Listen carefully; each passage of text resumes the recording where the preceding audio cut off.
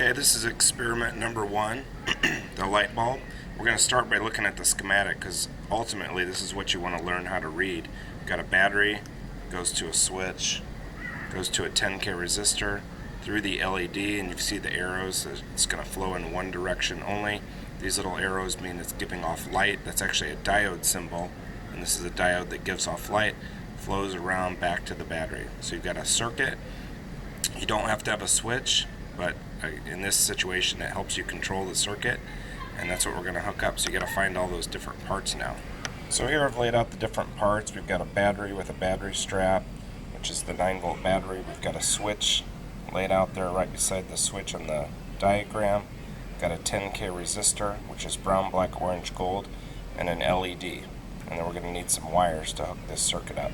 We're also going to need our breadboard to plug these things into, so that's what we're going to do next. Okay, so we're going to hook up this circuit. We're going to bring power into the circuit. Now, the instructions might tell you to plug into one hole, but as long as you understand what to do, it's okay if you use a different hole. So we're going to go ahead and just plug into 1A for the power here.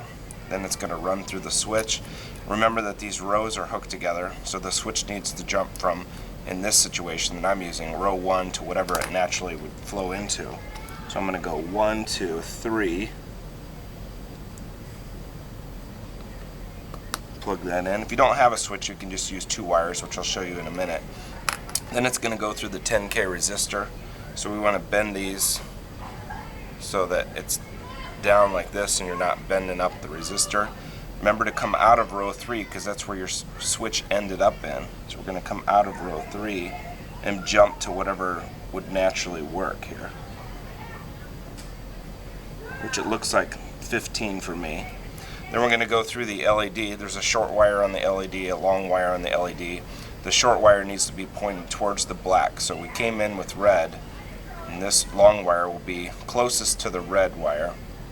We're going to jump out of 15 to 16, plug that in just like that, and then connect back to black. So we're just going to take our black wire then. You could have a wire jump over to this negative, or we could just go right into row 16. It's the same thing.